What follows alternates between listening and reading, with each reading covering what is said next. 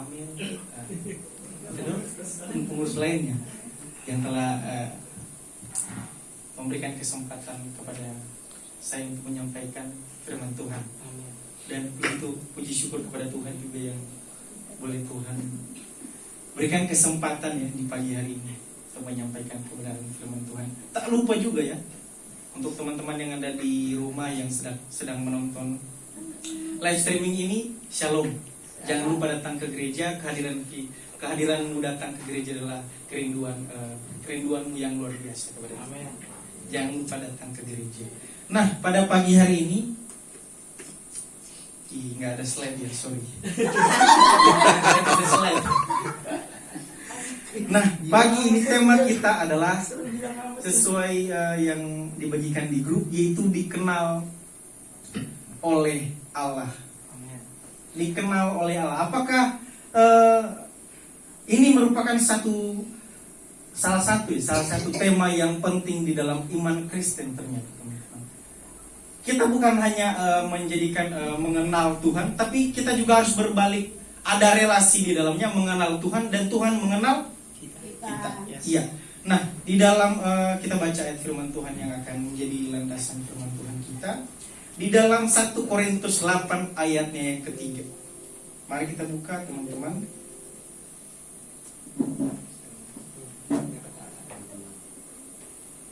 Di dalam 1 Korintus pasal yang ke-8 ayatnya yang ketiga, kita akan baca bersama-sama.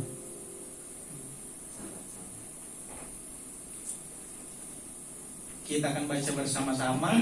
Nah, 1, 2, 3. Tetapi orang yang mengasihi Allah, ia dikenal oleh Allah. Nah, teman-teman, teman-teman. Bapak, Ibu, saudara-saudara yang terkasih, nah, kata dikenal di sini itu bukan hanya sekedar dikenal ya, bukan hanya sekedar kenal. Misalnya nih, misalnya Kak Delvi kenal saya, tapi belum tentu ada relasi di dalamnya, belum tentu ada hubungan yang erat di dalamnya. Nah, itu. Nah, sedangkan di dalam bahasa Yunani kata dikenal di sini itu ginosko, teman-teman. Ginosko yang artinya pengenalan karena adanya pengalaman, adanya mengalami hubungan yang erat, memiliki relasi, memiliki hubungan yang sangat-sangat spesial. Nah, itu kata dikenal di sini. Jadi bukan hanya sekedar kenal, tapi ada hubungan, ada relasi. Jadi ini tidak bisa juga kita pisahkan dari mengenal Tuhan dan dikenal oleh Tuhan. Di dalam tema, di dalam poin-poin juga kita akan bahas tentang mengenal Allah, mengenal akan Allah, pengenalan akan Allah. Nah, apakah ini ya, orang-orang Kristen sekarang ini sering sekali melalaikan poin penting ini? Poin penting yang sangat-sangat penting bagi iman Kristen, bahwa kita harus dikenal oleh Allah. Di dalam di dalam Matius pasal yang ke-7 ayatnya yang ke-21 dikatakan di sana, bukan setiap orang yang berseru-seru kepada Tuhan akan masuk ke dalam kerajaan surga.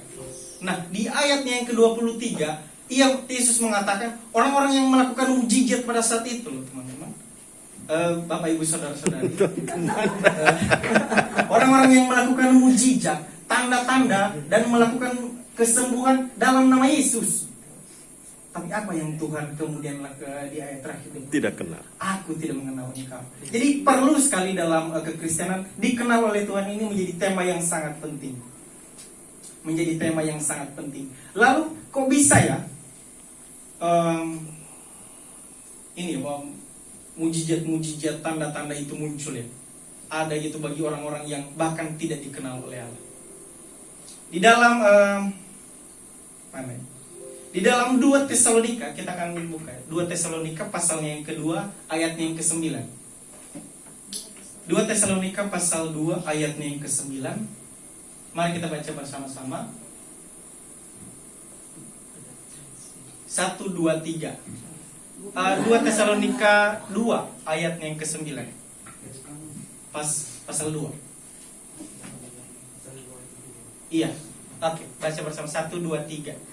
Kedatangan si buderhaka itu adalah pekerjaan iblis dan akan disertai disertai berupa perbuatan ajaib, tanda-tanda dan mujizat-mujizat palsu. Nah, itu yang terjadi pada saat itu. Mujizat-mujizat yang terjadi pada saat itu adalah mujizat-mujizat palsu. Nah, apakah di zaman sekarang itu ada? Tentu, teman-teman. Di dalam kesaksian salah satu orang Kristen ya yang pernah pernah menjadi anggota dari gereja Satanik. Mungkin teman-teman sudah tahu semuanya, Mongol. Walaupun kita ambil pengalaman hidupnya, jangan kita ambil keadaan hidupnya yang sekarang yang jauh daripada Tuhan, bisa kita bilang ya. Nah, kita ambil pengalaman hidupnya. Iblis itu tidak membuat orang lain itu menyembah dia, menyembah iblis. Nothing. Dia tidak membuat orang atau manusia itu menyembah iblis, enggak. Tapi ia mau menjadikan manusia itu sebagai Tuhan. Jadi fokusnya bukan kepada Tuhan sang penguasa, melainkan kepada manusia, kepada dirinya sendiri. Nah, ini yang terjadi pada sekarang ini ya teman-teman, sering sekali, dan di gereja kita tidak ada lah. Sesuai dengan pengalaman saya di tempat ini. Amin. Haleluya. Amin. Nah, itu yang terjadi teman Bapak Ibu Saudara-saudari. Adanya kuasa-kuasa gelap, adanya kuasa-kuasa palsu.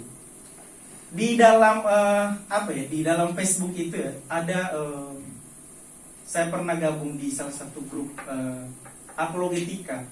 Saya di dalam debat-debat Kristen, agama Islam dan Kristen. Salah satu ayat yang paling mereka gunakan di dalam kekristenan untuk meruntuhkan iman Kristen, yaitu di dalam Kisah Para Rasul, Kisah Para Rasul pasalnya yang kedua ayat 36. Ini kita belajar sedikit tentang firman Tuhan ya. Belajar. Kisah Para Rasul pasal 2 ayatnya ini bukan ayat 36.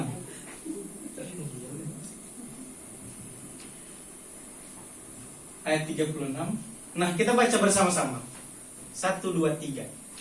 Jadi seluruh kaum Israel harus tahu dengan pasti bahwa Allah telah membuat Yesus yang kamu salibkan itu menjadi Tuhan dan Kristus. Nah, ini ayat yang sering dipakai iblis ya, dipakai iblis dengan menggunakan menjadikan orang-orang yang di luar Kristen menjadi alatnya untuk mengubah atau mendistorsi. Mendistorsi itu mengubah makna ya, mengubah makna firman Tuhan ini. Apakah ayat ini salah? Tidak, Bapak Ibu Saudara. Jadi kalau misalnya kita belajar, jadi seluruh kaum Israel harus tahu dengan pasti bahwa Allah telah membuat Yesus yang kamu salibkan itu menjadi Tuhan dan Kristus. Itu benar.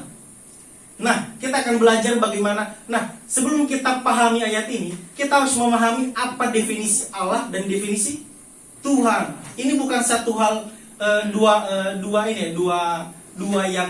hal yang memiliki pengertian yang sama. Tidak. Allah itu adalah Allah. Allah itu adalah Allah. Allah itu adalah gelar. Dan Tuhan itu kalau diterjemahkan di dalam bahasa Inggris yaitu Lord. Ya. Tuhan itu adalah Lord. Tapi kalau misalnya diterjemahkan di dalam bahasa Indonesia, bukan hanya Tuhan definisinya. Ada Tuhan, ada Tuhan, ada Tuhan, kemudian ada penguasa. Jadi orang-orang kayak misalnya nih, dia memiliki pembantu, dia bisa saja memanggil tuannya itu dengan sebutan Lord. Oke? Nah, kemudian apa? Lalu apa yang maksud dari ayat ini? Menjadikan Yesus itu Tuhan. Nah, ketika di dalam surat Efesus, Yesus itu mau merendahkan dirinya menjadi sama seperti manusia. Yang ia tanggalkan itu bukan posisinya sebagai Allah, tapi posisinya sebagai Tuhan. Ia tanggalkan ya. Ia tanggalkan posisi dia sebagai Tuhan. Dia posisinya sebagai penguasa di sana. Ia tanggalkan, kemudian ia merendahkan dirinya demi siapa? Demi manusia. Nah, ini yang mesti kita harus pahami, Bapak Ibu saudara-saudara. Ini yang mesti kita harus pahami. Ia menanggalkan posisi dia sebagai Tuhan, tapi posisi dia sebagai Allah tetap. Dia adalah Allah, tapi posisi dia sebagai Tuhan ia tanggalkan demi manusia, demi keselamatan manusia. Makanya di dalam Matius 28 dikatakan, kepadaku telah diberikan kuasa di bumi dan di surga. Iya, benar. Itu artinya teman-teman. Itu artinya Bapak Ibu saudara-saudari. Jadi banyak orang Islam mengatakan Jadi Yesus itu sebenarnya adalah ciptaan yang kemudian diangkat oleh Tuhan, diangkat oleh Allah menjadi Tuhan. Nothing. Itu pemahaman-pemahaman yang digunakan oleh iblis. Itu adalah cara yang digunakan oleh iblis untuk meruntuhkan iman Kristen. Di dalam di dalam sejarah kekristenan, reformasi lah. Sebelum adanya perpecahan di dalam kekristenan Katolik dan Protestan, itu iblis itu bekerja sangat-sangat luar biasa di sana. Di dalam Katolik pada saat itu iblis bekerja sehingga ada pemalsuan, beberapa pelanggaran yang mereka lakukan. Kemudian setelah reformasi pun iblis pun bekerja sangat luar biasa. Setelah reformasi adanya itu pengertian tentang hanya oleh karena anugerah Tuhan. Keselamatan itu hanya diperoleh oleh karena anugerah. Iya benar. Dan ini pun dipakai iblis ya, mengubah makna yang dicetuskan oleh beberapa teolog-teolog Kristen pada saat itu. Iblis mengubah makna ini 100 tahun lebih. Orang Kristen runtuh imannya. Karena mereka salah memahami hanya oleh karena anugerah Tuhan. Hanya oleh karena anugerah Tuhan. Mereka salah memahami. Jadi di zaman sekarang ini berbagai ajaran-ajaran sesat yang bermunculan, yang bahkan ada di sekeliling kita, teman-teman. Jangan kita kesampingkan dulu Muslim.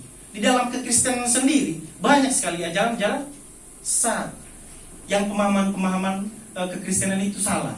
Mulai dari ketika saya di sini ada dengan Silas,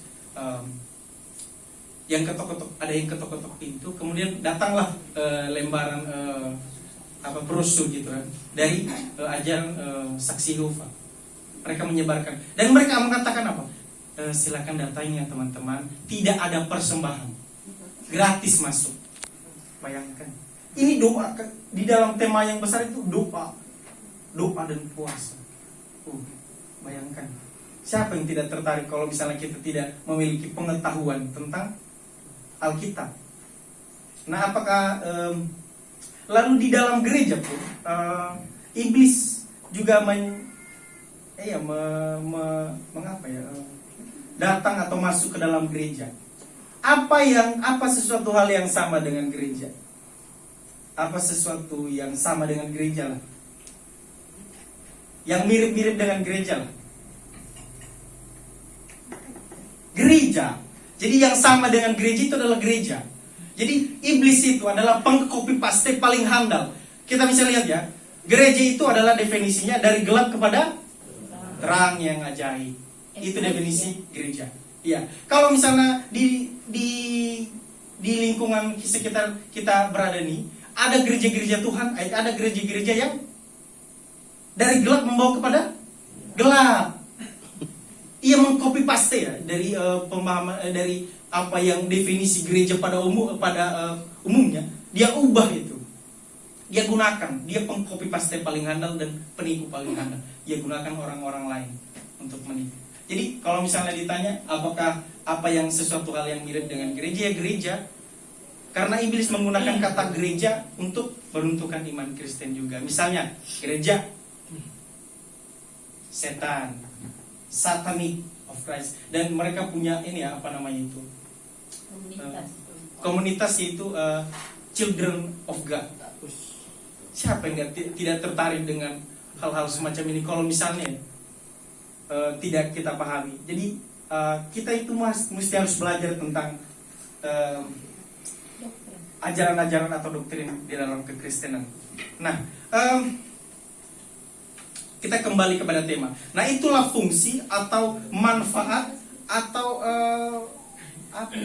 fungsi dan manfaat kita dikenal oleh Allah. Supaya apa? Supaya kita tidak jatuh. Nah, apa langkah kita supaya kita dikenal oleh Allah? Apa ciri-ciri orang yang dikenal oleh Allah? Apa ciri-ciri